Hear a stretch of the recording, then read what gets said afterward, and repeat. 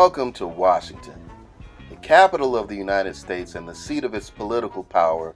Washington is arguably the most powerful city in the world. It's also the home of the Washington Wizards, the Mystics, the Capitals, the Redskins, the Nationals, and the DC United. Not to mention go-go music, and half smokes, and mambo sauce. The city is known by many names: Washington, the District of Columbia, the Capital City, the Federal District, the Dirty District, the Swamp, the 202, but most people call it DC. Me, well, I call it home. So here I am where it all started. This building used to be Columbia Hospital for Women, which is where I was born. And I think it's condos now, which is kind of sad for me because I always wanted to come back here and visit the room where I was born, but I guess it's somebody's kitchen now, so that's not going to be possible. I grew up on this block of Aspen Street in Northwest DC in what we call Uptown, in a neighborhood known as Tacoma. I went to elementary school here at what was then Tacoma Middle School, Go Falcons, and it was in this neighborhood that I met three guys who would give me my start as a DJ. Particularly this guy, my homie DJ Househead, aka JB, who first taught me how to spin. I recently sat down with him to get his story on how he got started, which is pretty similar to my own story, even down to how old he was when he first touched the turntables. I actually been DJing since I was 14 years old. Mm-hmm. I started out with, again, some belt turntables that didn't belong to me. My older brothers used to have parties in the basement when the parents was out of town. Don't show that to my parents. So what happened, one of the guys from around the neighborhood would generally would DJ some of the parties, and that was the first time I was actually one of the first times I experienced a party where they actually had two turntables there. So I had a chance to see some of the stuff they were doing, and they explained to me how they use the pitch control, and I was like, oh, that's cool. But then the guy that was DJing, he was kind of a ladies' man. He didn't want to be stuck behind there all the time. So next thing you know, like, JB, go play a couple records, man. I'll be right back. I'm like, okay. Well, right back would be like 5-10 records later. Who was this dude now? His name was, I don't remember, but it kind of rhymed with Tony Proctor. Something like that. Something like that. I started DJing parties at high school, elementary school, little backyard parties and things like that, And then you just improve over time. You learn, you practice, and as you know, we used to be down in the basement all the time, just practicing. We're gonna learn some new stuff. And I finally saved up my money enough to get my own Techniques SL-BD1 or BD101 belt drive, straight. Yeah. Not even the S. It had a straight tone on. It was terrible for scratching. But if you could scratch on a belt drive with a straight tone arm, you could scratch on anything. Right. That's what's one benefit of playing on substandard equipment, is that you gain finesse. Just ask my buddy, the infamous CeeLo. Because Lord knows CeeLo, if I wouldn't even tell you some of the turntables that I've seen him start off when he was first coming up through the system. Actually, it was Christmas Eve, because it was the twins. Shout out to the twins, Stacy and Tracy. Yeah. It was the twins' birthday party at our house on Whittier Street. When I first saw you, Charles, and Russell were DJing that party. DJ Russell. So that's when I first. I had already kind of been bit by the bug from watching Crush Groove. So that's when I first when I first had the thought, man, I would love to learn how to do that. When I saw Jam Master Jay and Run DMC and Crush Groove, but after that, that was the only there was no one that could show me. You know what I'm saying? I didn't know anybody that was a DJ. I just saw it on a movie. Right. So when I saw you guys DJing that party, I was like, oh, that's basically when I started worrying you to death. That's Because funny. then I was like, oh wow, there are guys in my neighborhood that went to my school that are doing this. So that I just made up my mind at that point that y'all was gonna teach me how to DJ whether y'all liked it or not. Right. So I was just around We from didn't then really on. have a choice. We were just, so back in the day, because for people who don't, we had, the basement was very popular. My mother's basement was very popular for all types of events.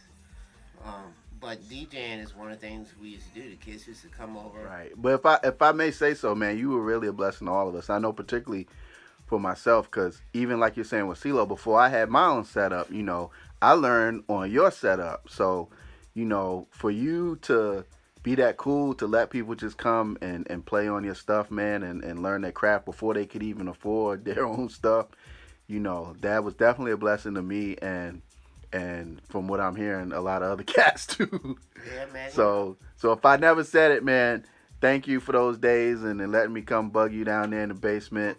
It has stuck with me to this day. No doubt. Big up to my man JB for sitting down and chopping it up with me and reminiscing on the good old days. We'll come back to the city's DJ scene in a minute, but first, let's talk a little bit about the city itself. Now, DC is pretty much a tale of two cities. You've got the downtown area with its monuments and memorials to the nation's founding fathers and other celebrated leaders. And then you've got the neighborhoods where everyday Washingtonians live, shop, and work. And we're going to talk about both sides of the city, starting with downtown, which is centered on the National Mall. You can kind of think of the mall as the nation's front lawn. It's essentially a campus of open space, punctuated with memorials, government buildings, and a collection of world-class museums that are free to the public, run by the Smithsonian Institution, including the recently opened National Museum of African American History and Culture. The mall is anchored on the east end by the U.S. Capitol building and on the west by the Lincoln Memorial, which is a very popular tourist attraction. In fact, it was from this very spot that Dr. Martin Luther King Jr. gave his world-famous I Have a Dream speech during the 1963 March on Washington for Jobs and Freedom.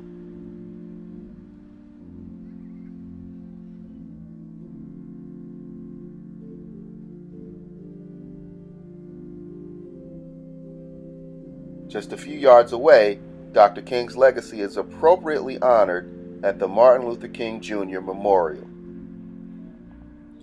As we pause once again to mark the 50 years that have passed since Dr. King's death, let us once again take this opportunity to say thank you. Alright, now the city of Washington is situated on the banks of the Potomac River on land that was ceded by the state of Maryland.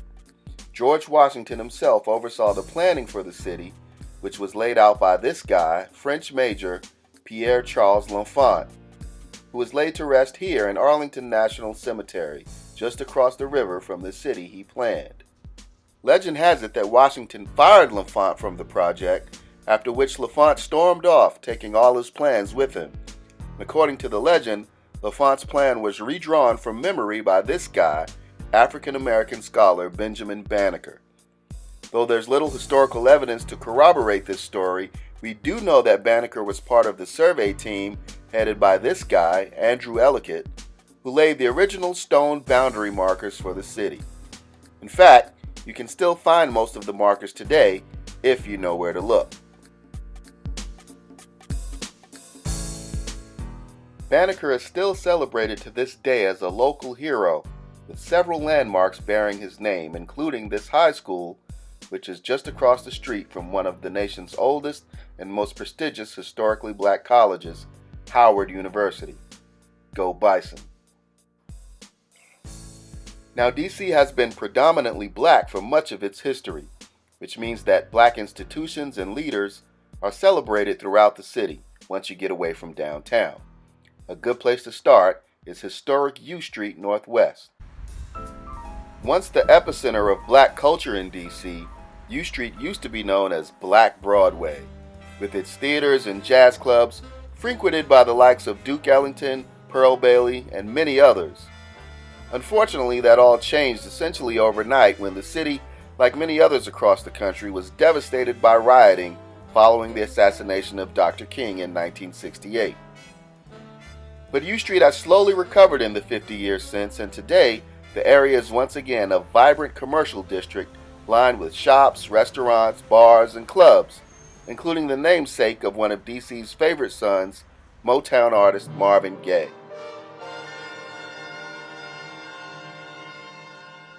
Located at 2007 14th Street Northwest, Restaurant Marvin is one of the city's most popular entertainment venues. In fact, you might even catch me behind the decks from time to time, along with my homies, the DC Vinyl Heads, who host an all-vinyl happy hour every Monday known as The Recipe. The Recipe is pregame for The Main Ingredient, a Monday night staple that has been hosted by my man DJ Josh Sonic for more than a decade. Marvin is just one of a number of spots that make up DC's vibrant nightlife scene, all driven by the city's strong DJ culture, which includes an impressive network of talented DJs like my homie DJ Stylus, DMC USA champ DJ Inferno, the aforementioned DC Vinyl Heads with my man Harvey Dent and Two-Tone Jones, and many, many others too numerous to list. All these DJs of course means the area has some great places to go digging. Now back in the days, the city had a number of big stores like the infamous 12-inch Dance Records and many others which are now gone. While there's still a handful of small shops in the city, to really get your fingers dusty, you have to venture out into the suburbs, so we're heading up north to Silver Spring, Maryland. Now you know I never dig on an empty stomach, so I'm starting out on the northern section of Silver Spring known as Wheaton. Here you'll find Chuck Levin's, the area's flagship local music supply store, as well as one of my favorite chicken spots, El Pollo Rico. This highly rated spot has some of the best Peruvian-style charbroiled chicken you can find, and it's one of my favorite places to eat. Alright, now that that's taken care of, I'm heading back to downtown Silver Spring to check out Joe's Record Paradise. Now, Joe's is co-located in this building with SunTrust Bank, so you have to hop on the elevator and go down to the secret entrance in the basement. Just make a right when the doors open and voila, it's, well, Record Paradise. All the records, tapes, and CDs you could ever want right here in one location. So here to tell you more is Johnson, the store's owner. Alright, I am here at Joe's Record Paradise in Silver Spring, Maryland with my man Johnson, right? Yes, sir. So are you the store owner or manager? Owner, yes. Okay. Current owner. Son of the original owner. Joe, I take it. Yes. So yeah, tell us a little bit about the store, man. I actually have been shopping since you guys were up in Rockville. So was that the original location? No, the original, it was 1974, Tacoma Park for about 5 or 6 years, and then Plaza del Mercado, which was a pretty legendary spot. There was 2 locations within that plaza, Aspen Hill, Rockville for about 11 years, so we really, dug in there. We were there for a pretty long time. The first Silver Spring location, and now here. So really quickly, is there anything that you guys specialize in? I know you guys have a lot of stuff, and this is actually one of the biggest record stores that I've been in. I try to do everything. I want to have a little bit of everything, all sounds, regions, eras. This is the rare section, stuff that's a little bit more pricey, hard to find. Out there, everything. I want to, our motto is find your sound. I want people to come in and find themselves with the music, and that's what we're doing. No doubt, they definitely do a very good job with their music selection, especially with their huge selection of 12-inch LPs and singles. You can check them out online at joesrecordparadise.com. Now, if you're into the little 45 RPM records, which I know a lot of you are, you'll want to head down south to District Heights, Maryland to check out Memory Lane CDs and records. When it comes to the 45s, these guys have got you covered. They have one of the biggest selections I've seen, and all very high quality. If you can't find it here, you're probably going to have to order it online. But don't get it twisted, their 12-inch game is not to be slept on either. Plenty of LPs and 12-inch singles to choose from. And they also got tons of CDs. especially ones that are hard to find or out of print, and a large selection of cassette tapes. So here to tell you more is my main man, Marshall. Man, well, you know I've been coming here for years, man, and you guys have never let me down. Y'all have one of the best selections in the area. Thank you, sir. So, first question is, how long has the store been here?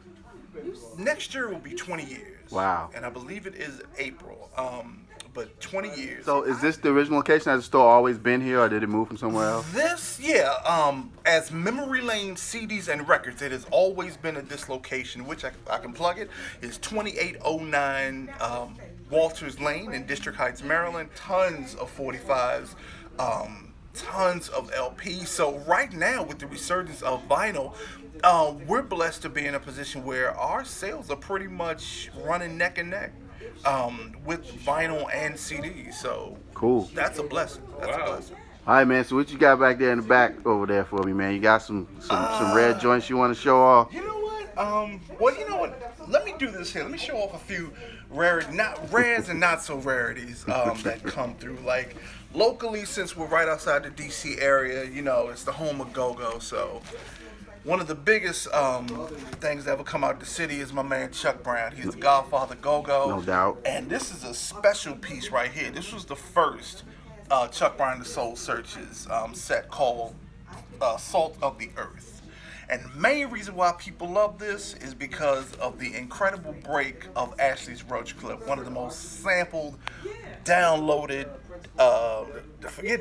one of the most sampled pieces of all time. You've heard this is a sweet soul piece that, I mean, my Japanese buyers, my English buyers, anybody overseas, they come to town and they always ask us for positive change. That's what I wanted to see. God bless the dead, man. All right, so you gotta tell me about that right there, because I was checking that out earlier, man. That looks real special. We were chopping it up. I think this only came out overseas.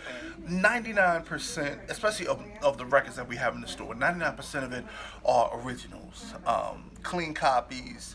You know, no disrespect to the reissue market, we love it, but you know, when people come in the store and they see that we have original copies of records and 45s and so forth, man, people love the fact that you got the feel of an old school record shop. Hey, well, that's definitely what's kept me coming back all these years, man. So thank you for your time, man. I appreciate you, brother. Thank you, brother. Thank you. All right, now last but not least, I'm heading across the river to Virginia to check out one of the newer spots, Records and Rarities, located inside the Tyson's Corner Shopping Center, where today, another one of my vinyl heads homies, DJ Oso Fresh, is opening up for the legendary Diamond D.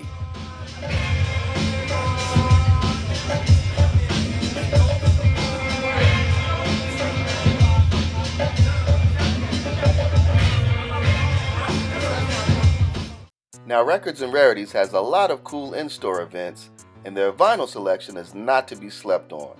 Not only do they have a great selection of records, they have also got comic books, action figures, skateboards, vintage arcade games, and a whole bunch of vintage video game consoles and cartridges, the most I've seen anywhere.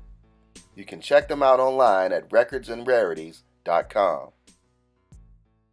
So the in-store events at R&R are just a few of a number of very cool music events that happen regularly in and around the city. One of the coolest is Shaolin Jazz, hosted by my man Two-Tone Jones, who does a live score to accompany a classic martial arts film at Can I Kick It, which goes down on Tuesdays at Songbird Cafe in Adams Morgan, which actually happens to be a record store in its own right. The event has become so popular that they've been invited to do it at a number of larger venues around the city, including the Kennedy Center and the Smithsonian Institution. For more information, you can check them out online at shaolinjazz.com. Alright, now if you ask my man Two-Tone, or just about any other DJ who's working right now in the city, about who influenced them when they were coming up, there's a couple of names you'll hear over and over again. Usually the first one mentioned is this guy right here, who goes by many names, but most people call him CeeLo. When CeeLo first started, really, he's always been a talented DJ. He didn't even have 1200s of his own. He would come over and play better than all of us. Right. Doesn't even have turntables. Well, at least he didn't have 1200s at the time. And he would come over and just put us to shame with some of the stuff that he was able to do. So who is this guy whose name is on the tip of every DJ's tongue? Well, to get his story, I had to hop on I-81 and head down south to Johnson City, Tennessee, where appropriately my man CeeLo is meeting me at one of the city's main digging spots, Backdoor Records. They have a pretty good selection of records and CDs there, and even some vintage stereo equipment. Definitely worth checking out if you're in the area. So after getting our dig on, me and CeeLo headed over to Luke's Pizza to rap about his DJ career over a couple of slices. Now, CeeLo is a walking encyclopedia of music knowledge and stories about DC's DJ scene, so this is just a small part of our conversation. Here to tell you his story is the man himself, the super funk regulator, DJ CeeLo. And for those who don't know, I know y'all know DJ Cool. You mentioned DJ Cool, so when you listen to that record, Let Me Clear My Throat, and you hear Peace Out to CeeLo, Flex, and Doug Lazy. On the mic, don't go crazy. Peace out to CeeLo, Flex, and Doug Lazy. This is that CeeLo right here. That's me. As you've seen, man, you've influenced so many of us who've come up on the DJ scene in DC. So I wanted to get your story firsthand, man. So tell us how you got your start, man, and when that happened, and how that happened, and who it happened with. Well, I would have to say around the age of 8 years old, 8 or 9, I was living in Northeast on Queens Chapel Terrace, and I saw Run DMC Rock Box video. I was already kind of like, being in DC was kind of limited in getting hip hop music. But Run DMC was kind of mainstream because we had Friday night videos and stuff like that. And I saw Rock Box, and I just remember a part that just stuck out to me. They was like, our DJ's better than all these bands. And they turned around and pointed at Jam Master Jay, and he was going to cut. And I was like, that's what I want to do with my life. That's what I want to do. So from that point on, I just started pursuing, wanting to become a DJ. I had no equipment. My mom had a little stereo system or whatever, but nothing to talk about. And she had records, and what I used to do is play records on her little turntable, but I would start scratching. My uncle, he used to work at a moving and storage company. He was like the supervisor out in Gaithersburg, Rockville, Maryland. It was called Cook's Moving and Storage. And he was the supervisor. And if you didn't come pick up your stuff, they auctioned it off every Saturday. So my uncle had first dibs on everything, so he would go in there and always take stereo equipment. He used to take amps, EQs, not take them. I mean, he bought them, but he had first right of refusal.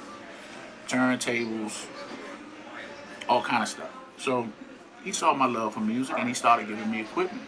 I'm 10 years old, 9 going on 10. So here I am, 10 years old with 10 amps for no reason, EQs, a whole bunch of speakers, and he would give me turntables. Now the first turntables he gave me were like some Technique. One was a Technique D1, and the other one was a Technique B1. Still no mixer, y'all. Still don't have a mixer. As time evolved, I say about 10, 11. My uncle said, hey man, we're gonna have a New Year's Eve party at the house. You want a DJ? Yeah, of course. So it's New Year's Eve. This had to be like 86, 85, 86. So I DJ. This is my first time DJing in front of people. My uncle, remember, he got all the equipment first. Right. So in his basement, he had a Pioneer turntable, direct drive, with a curve on it. And he had a Kenwood turntable with a curve on it. And he had a Gemini mixer with the wood all the way around it. I can't give you the model number, but it had the EQ right here. The faders were flushed into the console. It wasn't like how we got it now where it's up. It's flushed in, the fader was flushed in, but he had one. So he was like, yeah man, I want you to DJ a party. So New Year's Eve, all these adults downstairs, they doing all kind of drinking, smoking, whatever what adults do on New Year's Eve. And here I am, 10 years old, keeping them on the dance floor the entire night. Wow. From that point on, my uncle gave me those 2 turntables that I'm telling you about. He gave those to me. He said, you can have these. And he got something else. So now I'm on a whole different ball game. So most of us know you from your days on the radio, from Yeah. PGC and KYS. So how did that come about, man? When did you first make your debut on the radio? My first debut on the radio was October 1991. This is how this happened. I was DJing. I was already building the buzz in the street at this time. Now I'm about 16. And I'm DJing a lot of Howard parties, a lot of Howard clubs back then. The Underground, Anastasia's, the Roxy, all the big spots back then. And again, I'm 16 years old. I'm not even supposed to be in these spots. I opened up for Kid Capri at this club called the Opera. Now, the Opera was on 18th and Columbia Road. It is now the Payless Shoe Source if you go to D.C. This was one of the biggest clubs in D.C. It was crazy. One of the best sound systems in D.C. So I'm DJing early. I'm playing, and it's Kid Capri, so I'm thinking, all right, I can't really be trying to outshine him. We got to play from 12 on. So I'm doing my normal routine, which is playing B-sides and album cuts, which I already know will work because I did it before. Right. Rocking until about midnight, 11:30. Kid Capri come up in the booth. He's like, yo, who are you? What's your name, man? I said, DJ CeeLo. Because I wasn't a funk regulator and all that back then. It was just DJ CeeLo. So he's like, man, he said, man, with you, yo. Like, you ain't trying to outplay me and you got the crowd rocking, man. Like, man, there's not too many DJs like you, man. And for me, you know, like Kid Capri saying this to me, I'm like, damn. So Kid Capri rocking in the front room. Of course, the crowd's going crazy. The crowd was going crazy for me as well. But Kid Capri, he was rocking the front room. And the promoter comes up to me and said, hey, man, we're going to open up this back room. It's getting packed out here, so you want to rock in the back room? I said, yeah. So I'm rocking in the back room at the Opera. He got a crowd out there, and I got a crowd in my room. Karma Finley, who was the program director or the music director at the time, her father owned KYS at the time, Skip Finley. Karma Finley and DJ Iron, came to the Opera that night to see Kid Capri. So they came in the back room and they heard me. You know what I'm saying? Like, they was back there with me for a while. I mean, you know, I remember Iron because he just stood out. You know what I'm saying? And Karma, and so after I finished rocking, the club was over or shutting down. Karma Finley walked up to me. She said, "Hey man, you ever thought about being on the radio?" I'm like, "Yeah, that's my dream. That's what I always wanted to do." She said, "All right, here go my number. Call me. This is DJ Iron." And that's the first time I met Iron. And I called her up. Next thing you know, I called me up to the radio station. Iron was up there. He's like, "Man, we want you to come on every Saturday night. We do a hip hop show. And Iron's gonna do the first hour and you're gonna do the second hour." So is there anybody else in particular from those early days who influenced you? Absolutely. DJ Greg Diggs, DJ Molly Mall, Ron Spider-Man Hunt used to be the owner of the Mirage. Sam the Man Burns, Mandrill, DJ Mandrill, DJ Cool, Papa Wobby, JB, DJ JB, James Boris, my man. He used to go in his basement and just practice for hours and hours and hours. Larry G, Frank Ski, like I said, DJ Spin, DJ Boogie. I don't know if you ever heard of DJ Boogie, but DJ Boogie was one of the biggest DJs in the cabaret scene back in the day. He was with the Zodiac Jocks. That's Fats, DJ Fats. Was one of my main influences is DJ Paul Howard. And I would have to say DJ Paul Howard gave me the blueprint on how to rock a club. Icy Ice, DJ Icy Ice, people probably in the go-go world know him as Icy Ice. He used to do go-go's. He had the ice box over there in Northeast. But that was one of my biggest influences because he was the first one that let me touch 1200s. I never touched 1200s before I met Icy Ice. He saw my talent as a 14-year-old and invited me into his house. And I used to go over there pretty much every day, after school or whatever. He gave me all of his equipment. He gave me all his records. All the records he had, he gave it to me because he saw the talent. I had records and stuff already, but he had them records. He had that Paid in Full, the UK version.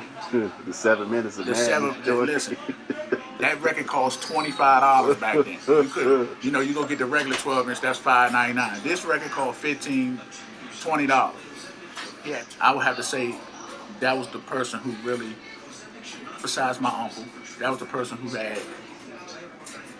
he was already out in the street, already doing parties, and he believed in me, didn't hate on me, gave me all his gigs, paid me, and here I am. But is there anything else in terms of advice or anything you would like to say to some of the younger DJs coming up, or even some of the veterans like myself who look up to you and who followed you back in the 90s when you were on the radio and everything, and who you've influenced over the years? What would you like to say to all of us? I just want to tell y'all that my journey in becoming a DJ and being a DJ and being considered one of the best DJs was never intended. I just love music. Me becoming DJ and Funk Regulator CeeLo and DJ CeeLo, it was a lot of blood, sweat, and tears, man. A lot of people wasn't with it. A lot of people, would laugh at me or talk about me or whatever, and I didn't care. I just did what I wanted to do. So I just want to say to all the DJs that's out here now, don't do it for the fame. I mean, I know it's IG and all that stuff out here now, but do it for the love of music. Don't be afraid to venture out and play everything. You think you're in this particular club and you can't play this particular music, but you really can. Because you are in control of the party. If you cut the music off, the party is over. And I understand we're getting older and, we have to move on, but, we can't forget about James Brown. We can't forget about Barry White. We can't forget about Quincy Jones. We can't forget about Phyllis Hyman. We can't forget about the Brothers Johnson. We can't forget about, it's too many artists to name. Kashif, Lover Turn Me On. I mean, these are bangers. I mean, and no DJs are really playing that. And I'm just saying all that to say you don't have to go out and play that in the club. But if there is a avenue for you to play it, man. Always keep the old school, play the foundation, respect the foundation. That's what I would say to the new school people coming in. I'm a humble dude, man. I just love music, dog. It ain't even about everybody, you gotta know who I am, or everybody gotta give me props or nothing. If you know who I am and you ever sat down and listened to me play records, then you know I just do it for the love. Everything else that I got with it was a bonus, So just understand, all that stuff that you want, it's gonna come. But do it for the core reason, for the love of music. And that's it. That's a good note to end it on. Appreciate you, brother. All right, bro. Love you, man. Love you too, bro. Man, so there you have it from the man himself. What a way to wrap up my journey through my hometown, Washington, D.C. A big thank you goes out to everyone who participated in this very special episode. I hope you've enjoyed this second season of The Big Dig, dedicated to the memory of Dr. Martin Luther King Jr. Be sure to stay tuned for Season 3, which will be coming up real soon, featuring visits to New Orleans, Louisiana, Minneapolis, Minnesota, Montreal, Canada, and Barcelona, Spain. Until next time, this is DJ D-Skillz signing off. Peace.